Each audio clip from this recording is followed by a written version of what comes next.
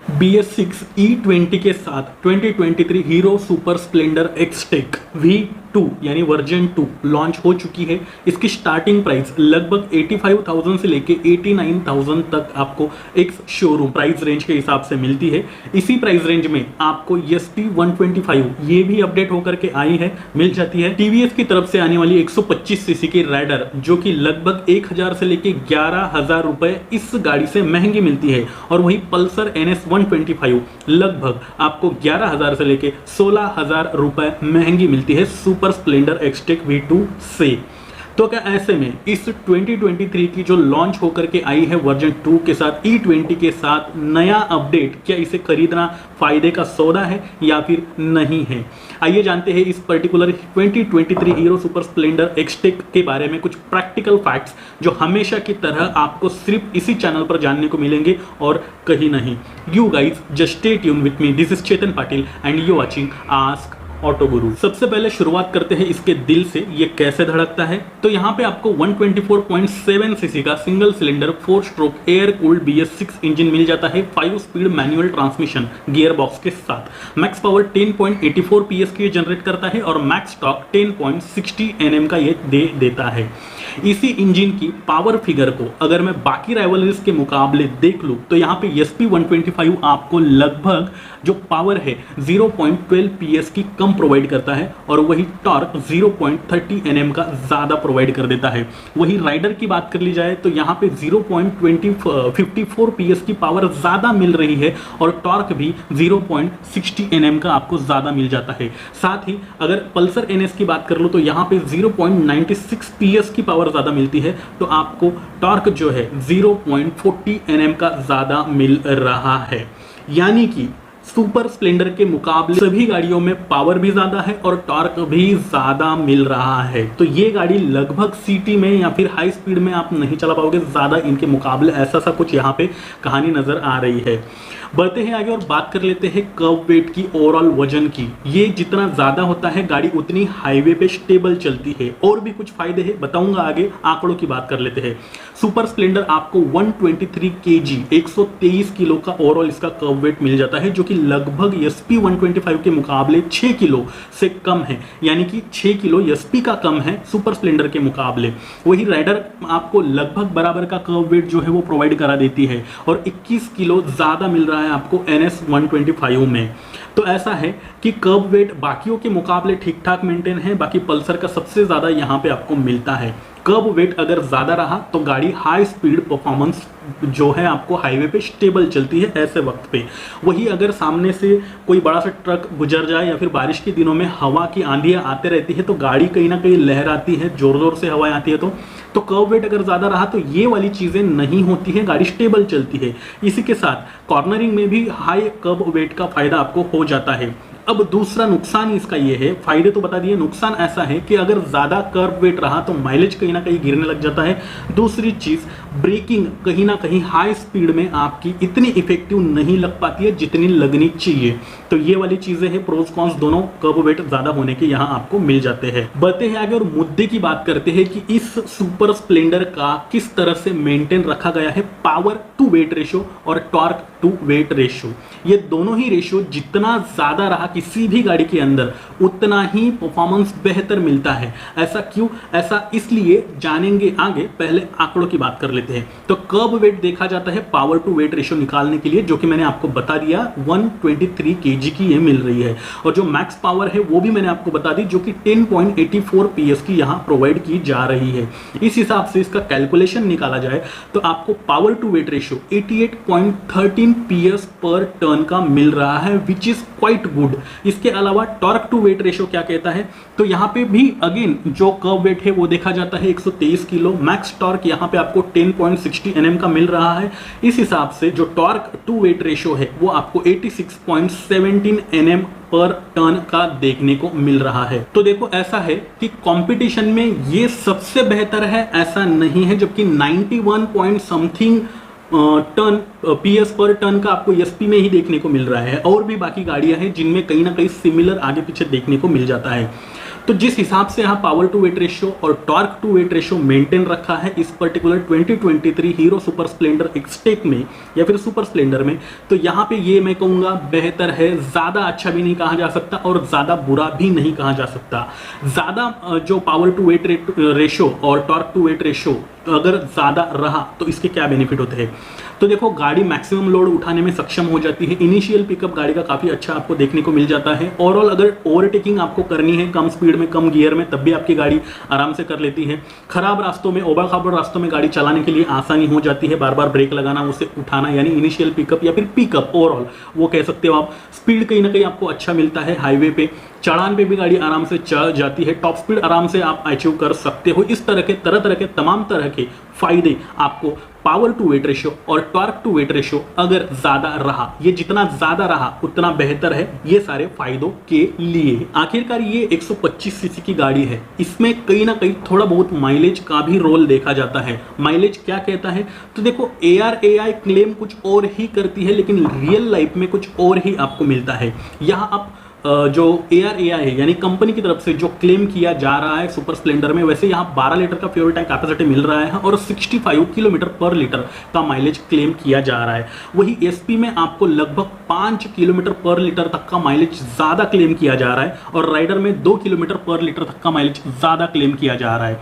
Pulsar में लगभग 15 kilometre पर लीटर तक का माइलेज कम क्लेम किया जा रहा है। तो ऐसा बिल्कुल नहीं है कि आपको सिर्फ सुपर स्प्लेंडर का ही माइलेज 125 सीसी में सबसे ज़्यादा देखने को मिलेगा। कहीं पे कम है तो कहीं पे ज़्यादा भी है। इसके अलावा अगर बात कर ली जाए मेन मुद्दे की, और वो है इसकी बिल्ड क्वालिटी, मजबूती, तो वो कैसी है। देखो, यहाँ पे सुपर स्प्लेंडर ये काफ़ी रगीड गाड़ी मानी जाती है। 125 सीसी सेगमेंट में आने वाली बाकी गाड़ियों के मुकाबले इसकी मजबूती काफ़ी बेहतर मानी जाती है। और इस गाड़ी को जिस प्लेटफॉर्म पे खड़ा करा गया है, जिस चेसी पे इसका कंस्ट्रक्शन किया गया है, उसे ट्यूबलर डायमंड चेसी कहा जाता है। ट्यूबलर डायमंड फ्रेम के ऊपर इसको जो है बनाया गया है और ये चेसी काफ़ी पहले से चलती आ रही है। हीरो इसी के ऊपर इस गाड़ी को बनाते आ रहा है जो कि काफ़ी मजबूत है। इसने प्रमाण भी दे रखे हैं अपने। इसी के साथ अगर आप गाड़ी की ओवरऑल बिल्ड क्वालिटी देखोगे, जैसे कि मैंने फील किया था जब इसे देखा था, हेडलाइट, जो रियर लाइट है, इंडिकेटर्स है, सीट की क्वालिटी है, मिरर्स की क्वालिटी है, प्लास्टिक मटेरियल है, स्टील आयरन मटेरियल है, अब तक काफ़ी बेहतर देखने को मिला हुआ है। कहीं ना कहीं प्लास्टिक मटेरियल जो आपके पैर रखने की जगह है वहाँ पे थोड़ा बहुत आपको, यानी कि जो राइडर होता है उसके घुटनों के आसपास का एरिया थोड़ा बहुत आपको चिप नज़र आ सकता है, लेकिन वहाँ इतना ज़्यादा इफेक्ट नहीं होता है, जो कि एक मैं कहूँगा सूझबूझ से वहाँ पे यूज़ करा गया प्लास्टिक मिल जाता है। इसके अलावा सेफ्टी फीचर्स के नाम पे इस गाड़ी में आपको CBS यानी कि ये एक ब्रेकिंग सिस्टम होती है। पिछला दबाव तो अगला भी लग जाता है। फ्रंट में डिस्क आपको मिल जाती है, लेग गार्ड्स मिल जाते हैं, सारी गार्ड मिल जाता है, पास लाइट स्विच आपको यहाँ मिल जाता है, side stand engine cut off sensor इसके अंदर आपको मिल जाता है। ये सारे के सारे सेफ्टी फीचर्स और जो बिल्ड क्वालिटी मैंने बताई, वही डायमंड ट्यूबलर चेसी जो बताई, इन सभी के साथ ये गाड़ी एक सेफ्टी पैकेज प्रोवाइड कर सकती है। वैसे फीचर्स इसमें बेसिक से है, इतने ज़्यादा बेहतर फीचर्स नहीं कहे जा सकते, लेकिन इस प्राइस पॉइंट पे मैं कहूँगा ये बेहतर नज़र आते हैं। वही इसके ओवरऑल डायमेंशंस को समझते हैं। क्या इसकी सीट हाइट सबसे छोटी है? कितनी हाइट के बंदे इसको चला सकते हैं? क्या ये सबसे ऊंची है या फिर सबसे नाटी है? सबसे लंबी है या फिर सबसे चौड़ी है? तो डायमेंशंस अगर देख लिया जाए तो लेंथ से मैं शुरुआत करता हूँ। सुपर स्प्लेंडर में आपको 2042 mm की देखने को मिल रही है।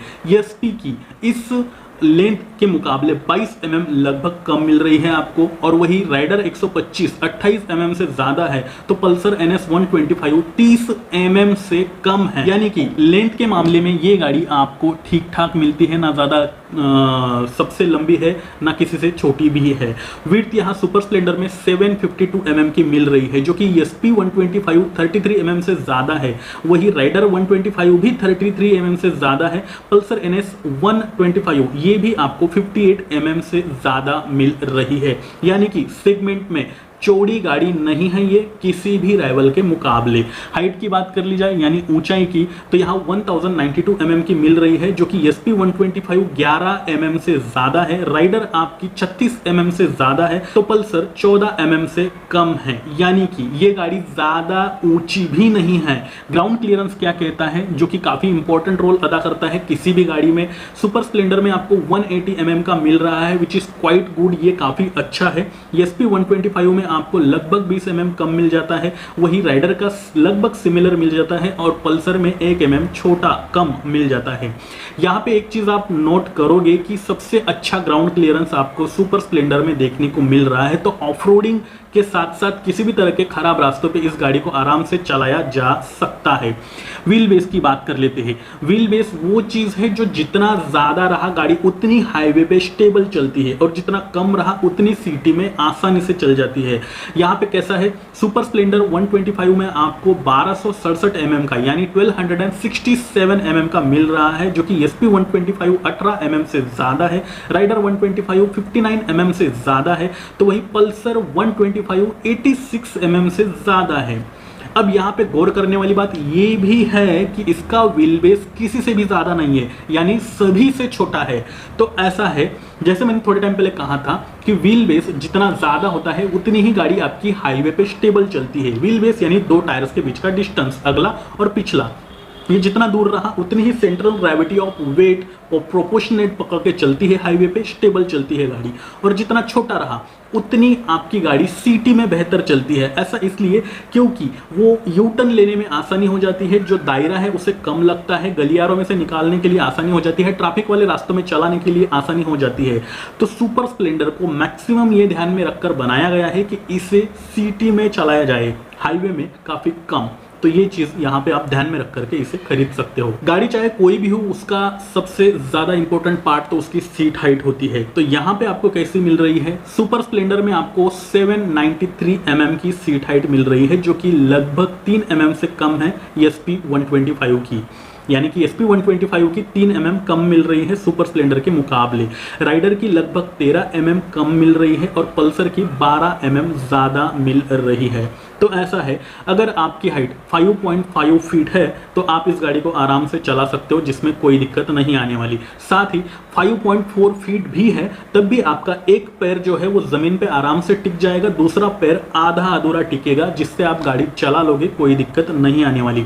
गाड़ी की सीटिंग पोजीशन काफी अपराइट है, सीधी है। लॉन्ग ड्राइव के दौरान भी, लॉन्ग राइड के दौरान भी आपको ज्यादा परेशानी नहीं होने वाली। 70-80 किलोमीटर आप आराम से खींच लोगे। उससे ज्यादा ऊपर सस्पेंशन तकलीफ देने लग जाएंगे आपको, इतने सॉफ्ट नहीं है। अब यहाँ पे अगर पिलियन की बात करूं तो पीछे साड़ी गार्ड तो मिल ही रहा है, यानी साड़ी पहन के बैठने वाले लेडीज लोगों के लिए वहां टायर्स में जो आपका साड़ी है वो ना जाए, इसलिए ये लगाया जाता है, which is norms in India. तो सिंगल साइड भी बैठा जा सकता है अगर आपके घर में मम्मी है, दादी है, लेडीज वगैरह है तो ऐसे में भी ये गाड़ी आराम से सस्टेन कर पाएगी, चल पाएगी, जिसमें कोई दिक्कत नहीं आने वाली। एक फैमिली ओरिएंटेड सिटिंग पोजीशन यहाँ आपको इस गाड़ी पे मिल रही है। वही टायर्स का भी बड़ा रोल होता है किसी भी गाड़ी को हाईवे पे ऑफ रोडिंग चलाने में, बारिश के दिनों में चलाने में। यहाँ पे आपको फ्रंट में 80/100 और रियर में 90/90 सेक्शन के 18 इंचेस के ट्यूबलेस टायर्स ऑफर किए जा रहे हैं। रियर टायर मैं कहूँगा थोड़ा सा ब्रॉड है, लेकिन सेगमेंट में आने वाली बाकी गाड़ियों के मुकाबले मैं कहूँगा ओके है। पल्सर का सबसे ज्यादा चौड़ा मिल जाता है आपको।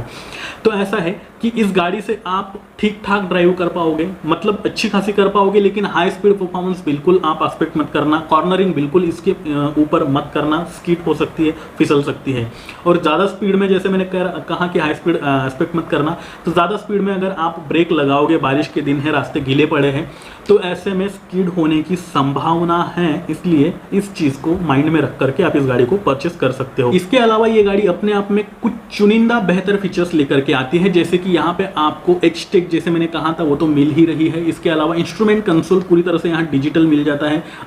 थोड़ा सा डिजिटल नेस इसमें आपको दिखेगा, जैसे ब्लूटूथ कनेक्टिविटी मिल जाती है, कॉल SMS अलर्ट आपको मिल जाता है। इसके अंदर USB चार्जिंग पोर्ट मिल जाता है, स्पीडोमीटर, ट्रिप मीटर, ऑडोमीटर, ये कहीं ना कहीं आपको जो है डिजिटली मिल जाते हैं। क्लॉक मिल जाती है इसके अंदर, माल फंक्शन इंडिकेटर मिल जाता है। इसके अलावा हाई इंटेंसिटी पोजीशन लैंप भी आपको इस गाड़ी में मिल जाता है। सीट जो है वो पूरी तरह से सिंगल सीट में, जैसे मैंने कहा, मिल रही है। तो इस तरह के i3s टेक्नोलॉजी मिल जाती है। तो इस तरह के कुछ चुनिंदा फीचर्स से इसे नवाजा गया है, जो मैं कहूँगा ठीक ठाक है इस प्राइस रेंज में, इतने ज़्यादा बेहतर भी नहीं कहे जा सकते। सेफ्टी फीचर्स, कंफर्ट, कन्वीनियंस के फीचर्स, ये सारे फीचर्स और इस गाड़ी की बनावट जिस तरह से करी गई है, कहीं ना कहीं एक मिड रेंज में, यानी प्राइस ज़्यादा ना हो जाए इस गाड़ी की, ये आपको ध्यान रखा गया है। उस तरह से इसको प्रोवाइड किया जा रहा है। तो यहाँ तक तो सब कुछ ठीक था। बढ़ते हैं आगे और बात करते हैं इसके सर्विस नेटवर्क की और स्पेयर पार्ट अवेलेबिलिटी की। तो मान लो अगर आज आपने इस गाड़ी को खरीद रखा है और आप इसे किसी दूर दरार एरिया में लेकर के जाते हो, वहाँ पे इसका कोई स्पेयर पार्ट खराब हो जाए, बिगड़ जाए, खराब हो जाए, वहाँ पे क्या इसकी सर्विस या फिर स्पेयर पार्ट अवेलेबल हो पाएंगे? तो सुपर स्प्लेंडर एक ऐसी गाड़ी है जो काफ़ी पहले से चलती आ रही है। हीरो इसे टाइम टू टाइम अपडेट करते रहता है, जो कि ये काफ़ी अच्छी चीज़ है। अब ऐसा है कि स्पेयर पार्ट तो आपको हर जगह इसके अवेलेबल हो जाएंगे, जिसमें कोई दिक्कत नहीं आने वाली। अगर बहुत ही दूर दरार वाली कोई छोटी बड़ी सिटी है या फिर छोटा गांव है, वहाँ पे शायद दिक्कतें आ सकती है। अगर आप सिटी में रहते हो तो कोई दोहराया नहीं है। इसके अलावा छोटी ही सिटी क्यों ना हो, वहाँ पे भी मिल जाएंगे, लेकिन बहुत ही गाँव खेड़ वाले एरिया में शायद ना मिल पाए। सर्विस नेटवर्क तो सिटी में अगर रहते हो आप, जो हीरो का सर्विस नेटवर्क है मैं कहूँगा बेहतर है। गूगल रेटिंग्स देखोगे आप तो कहीं पे 4 स्टार है, तो कहीं पे 4.5 स्टार भी आपको मिल जाएंगे, कहीं कहीं पे 3 स्टार भी मिलना मुश्किल है। तो मेजर ऑफ द सिटीज़ में सर्विस नेटवर्क इसका अच्छा है। कुछ चुनिंदा सिटीज़ में शायद अच्छा ना मिल पाया, लेकिन सर्विस नेटवर्क ज़्यादातर इसका अच्छा ही आपको मिलेगा।